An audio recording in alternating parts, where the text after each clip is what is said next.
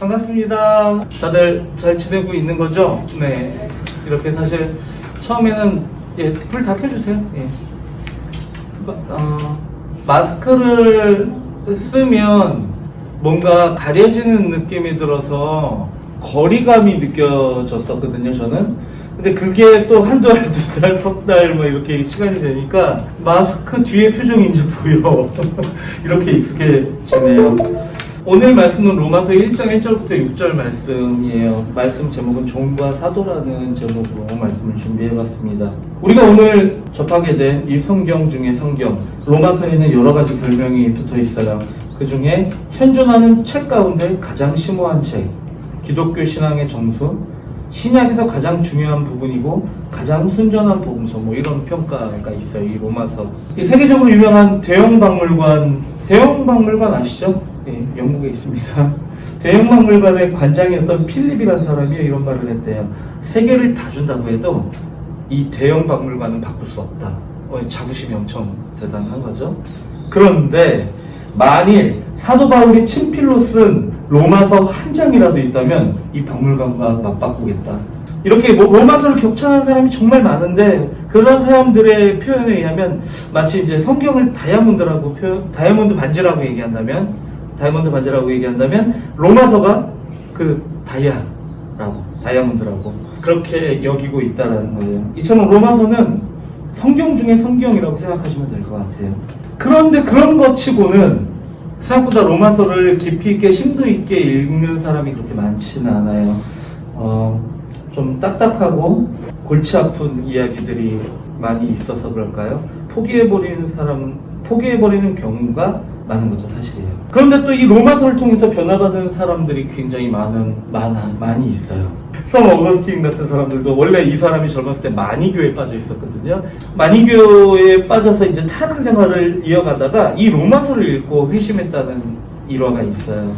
이 로마서를 읽고 우리가 아는 그 세인트 어거스틴이 된 거예요.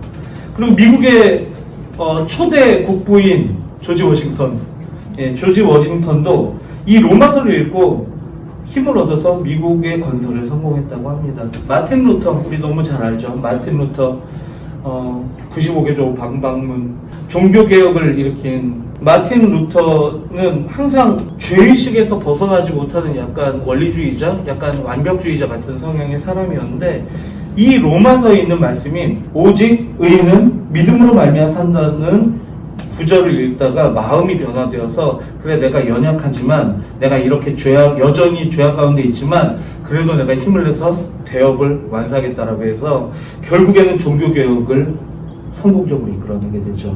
그리고 루터의 로마서, 그 루터가 로마서의 주석을 썼는데 그 로마서 주석을 읽다가 전 세계를 변화시킨 사람이 있는데 그 사람 이름이 뭐냐면 감리교의 창시자인 요한 웨슬레예요. 요한 웨슬레. 이렇게 로마서의 역사와 로마서의 파워는 정말 이루 말할 수 없이 많은 사람들을 감동시켰고 그 감동의 역사는 오늘날에도 여전히 계속되고 있어요. 이게 진짜 말씀이 살아서 움직이고 생명이 있어서 뼈를 꺾고 그 속에 골수를 찔러 쪼개고 있기 때문에 그런 거죠. 이 위대한 서신을 쓴 바울 사도, 우리 너무너무 지금 유명한 사람 이름 많이 나오는데 이제 우리가 오늘 깨닫게 되죠. 아, 이 사람이 유명한 건 아닌데 이 사람이 뭘 한 사람인지 생각보다 잘 모르고 있구나 뭐 이런 생각을 할 수 있는데 걱정하지 마세요. 제가 올해 안에 이 사람들이 누군지 아주 디테일하게 잘 알려드릴 테니까 일단 첫 번째로 이 로마서를 쓴 사도 바울에 대한 얘기를 조금 더 해볼게요. 사도 바울은 자기 자신에 대한 확신과 분명한 정체성을 가지고 살았던 사람이거든요. 사도 바울의 확신이 뭐였냐? 두 가지예요. 종 그리고 사도. 종과 사도의 인식이 자신을 향한 정체성으로 확립이 되어 있던 사람이에요. 첫 번째로 예수 그리스도의 종이라는 자신의 신분을 본인이 상정했는데 1절에 보시면 6장 1절에 보시면 예수 그리스도의 종 바울은 사도로 부르심을 받아 하나님의 복음을 위해 택정함, 그러니까 선택이죠. 선택을 입었으니라는 말씀이 1절에 나와요. 여기서 바울은 로마서의 첫 말미에 그냥 나는 종이야 라고 선포를 하고 시작하는 거예요. 나 종인데? 나 예수 그리스도의 종이야. 근데 성경에서 이 종이라고 말할 때 그게 원어인 둘로스예요. 묶여 사는 노예라는 뜻이에요. 이 둘로스라는 말이. 근데 이게 여러분 정말 굉장히 왜 중요한지 설명해 드릴게요. 전 세계의 바다를 떠다니면서 바다 위의 유엔이라고 불리는 배가 있어요. 그 배 이름이 둘로스호예요. 기독교 신앙에서 기반해서 예수 그리스도의 지상 명령을 따라서 전 세계를 돌아다니면서 둘로스호가 사실 몇 년 전에 한국에 왔었거든요. 거기서 하는 일은 뭐냐면 저개발 국가를 위해서 도움을 주기 위해서 그렇게 선진국들 잘 사는 국가들에서 관람이 맞는 표현인가? 관람을 시키고 배를 이제 돌아보게 하고 거기서 어떤 책을 팔고 물건을 팔아서 기부를 받아요. 그리고 그렇게 해서 구호 물품을 만들어서 특히 뭘 만드냐? 뭘 사냐? 깨끗한 물을 제공할 수 있는 어떤 그런 장비들을 싣고 다니면서 이제 아프리카로 가는 거예요. 저개발 국가로 가서 고통받는 사람들에게 생명을 주는 일을 하는. 그게 둘로스호라는 거예요. 둘로스호가 너무 또 의미가 있어서 또 한 대가 또 있거든요. 둘로스호와 또 한 대가 더 있는데 그건 모르죠. 네. 아무튼 근데 참 기가 막히게도 그 배의 이름이 바로 둘로스예요. 근데 그 둘로스의 뜻이 뭐냐? 묶여 사는 노예라는 뜻이에요. 사실 되게 멋있는 뜻인 줄 알았죠. 되게 멋있는 뜻이 있을 줄 알았는데 알고 봤더니 그럼 왜 목교사는 노예라는 이름이 이렇게 큰 어떤 사명의 아이콘이 됐을까? 여기서 바울이 살았던 시대의 종의 개념에 대해서 우리가 조금 더 알아봤으면 좋겠어요. 종이 어떻게 해서 종이 되었을까? 노예죠. 어떻게 해서 노예가 됐을까? 제일 흔한 건 뭐냐면 전쟁 노예였어요. 전쟁을 하고 나면 이긴 쪽이 진 쪽의 남자와 뭐 여자들을 끌고 가서 노예를 삼는 거예요. 노동력을 삼는 거예요. 그리고 그렇게 살다가 자식이 태어났네? 그러면 노예로 태어난 거죠. 그렇게 해서 노예가 되는 경우가 또 있겠죠. 선택의 여지도 없이. 또 마지막 하나는 빚진 것을 갚지 못하면 노예가 되는 거예요. 빚진 것을 갚지 못하면 일정 기간 동안 그 집에 가서 노예가 돼서 그 빚을 탕감할 때까지 일을 해주는, 바울이 자기를 노예라고 소개한 것은, 바울이 자기를 종이라고 소개한 것은 아마도 3번에 가깝겠죠.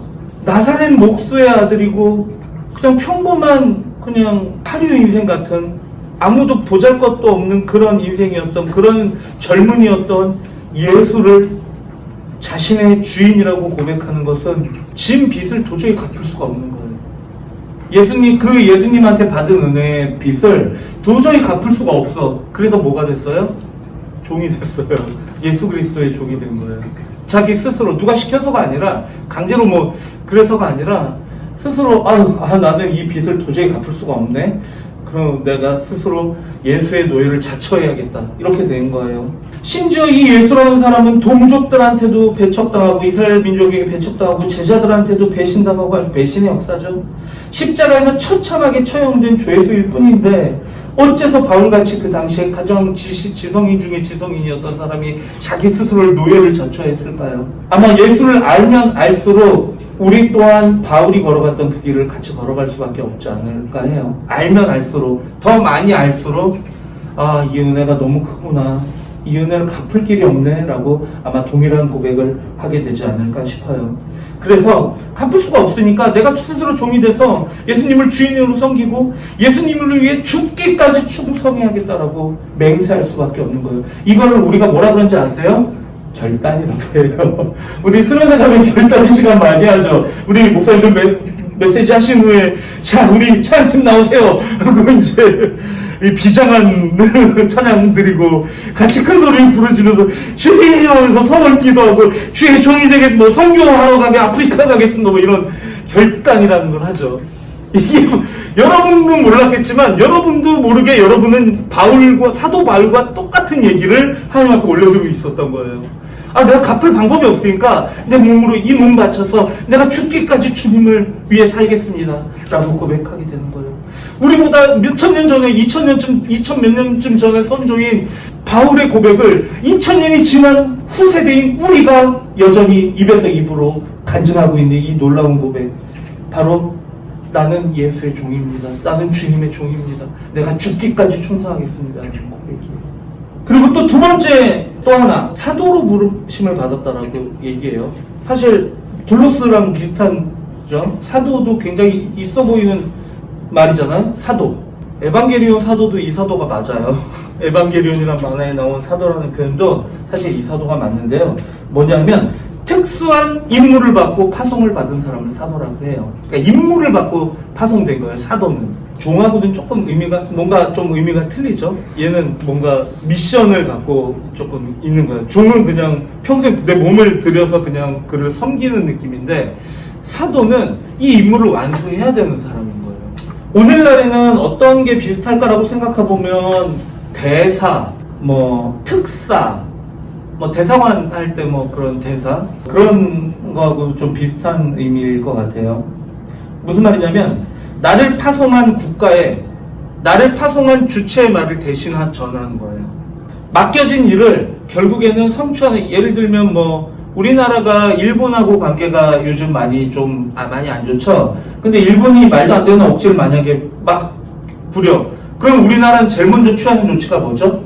일본 대사 좋지 않은 거예요. 일본 대사 불러서 혼내는 거죠. 야, 너네 나라 왜 그러냐? 왜 억지를 부리냐? 누구한테 먼저 말해요? 일본 대사한테 먼저 말해요. 대사는 그런 사람이에요. 그러면 그 일본 대사는 그냥 듣고만 있나요? 그렇지 않아요. 아닙니다. 본국의 뜻은, 나를 보낸 본국의 뜻은 그런 얘기가 아닙니다. 이런 식으로 이제 자신의 속하는 국가에 의사를 명확하게 전달하는 역할을 하죠. 그게 바로 대사가, 사도가 하는 일입니다. 이제 우리는 종이 되어서 죽기까지 하나님을 섬기고 예수 그리스도를 섬기고, 또한 부르심받은 사도가 되어서 우리에게 맡겨진 사명을 온전히 성취하는 그날까지 정말 최선을 다해서 경주했으면 좋겠습니다. 바울처럼 2000년 전에 우리와 똑같은 고백을 했던 바로 그 바울처럼 이제 로마서에 대한 얘기를 조금 더 여러분과 나누게 될 텐데, 이후 시간들을 통해서 이제 그 모습이 2000년이 지난 이 시대에 와서는 우리의 모습이 되었으면 좋겠어요. 이렇게 우리가 함께 고백하는 거죠. 하나님, 나는 예수 그리스도의 종입니다. 죽기까지 주님을 위해 충성할 것입니다. 그리고 나는 주님의 사도가 될 것입니다. 주님의 말씀을, 내게 맡겨주신 사명을 온전히 감당할 때까지는 이 생명을 귀한 것으로 여기지 않겠습니다. 라고 고백하는 거죠. 이렇게 종과 사도의 사명을 함께 잘 감당하는 우리 드리고 공동체가 되기를 주님의 이름으로 축원합니다. 우리 함께 잠깐 같이 기도했으면 좋겠습니다. 우리 노래하죠. 우리 노래하죠. 부르신 곳에서. 너무 적절한 찬양이죠. 부르신 곳에서 나는 예배하네. 어떤 상황에도 나는 예배하네. 부르신 곳에 우리 가슴에 손을 좀 얹고 고백합시다. 나는 예배하네.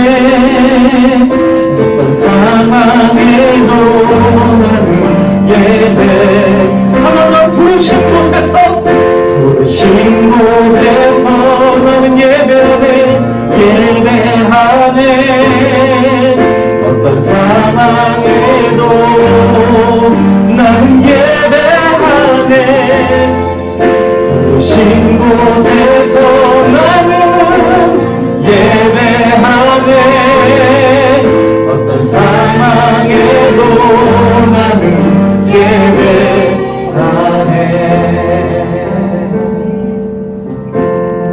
이 시간에 준비한 예물을 한 옆에 올려드리시겠습니다.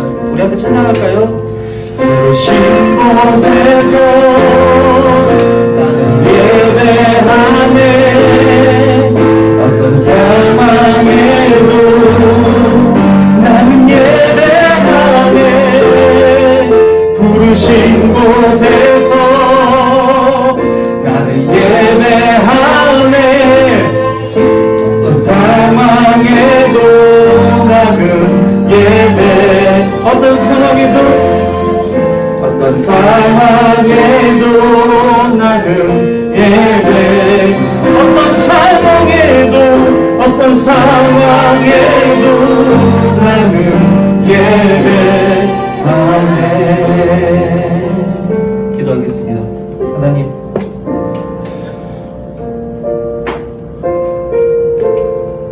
2000년 전 바울 사도의 고백과 같이 우리는 종이 되어서 예수를 섬기고 사도가 되어서 주신 사명을 감당하기 원합니다. 이것이 우리의 삶의 이유가 되게 하시고 이것이 우리의 삶의 기쁨이 되게 하시옵소서. 주님, 빈손으로 나오지 않고 준비한 예물을 주님 앞에 드렸습니다. 예물이 쓰여지는 곳마다 하나님의 나라가, 하나님의 공의가, 하나님의 인자가 흘러가게 하여 주시옵소서. 감사하며 거룩하신 예수님의 이름으로 기도합니다. 아멘. 우리 주께 감사함과 박수 한번 올려주십시오. 예, 우리 주님 가르쳐 주신 기도로 예배 마치시겠습니다. 하늘에 계신 우리 아버지여, 이름이 거룩하게 받으시오며 나라의 마옵시며 뜻이 하늘에서 이루어진 것 같이 땅에서도 이루어지이다. 오늘날 우리에게 일용할 양식을 주옵시고 우리가 우리에게 죄 지은 자를 사하여 준 것 같이 우리의 죄를 사하여 주옵시고 우리를 시험 들게 하지 마옵시고 다만 계속 구하옵소서. 내게 나라와 권세와 영광이 아버지께 영원히 있사옵나이다. 아멘. 주님 감사합니다. 주님 사랑합니다. 아멘. 아멘.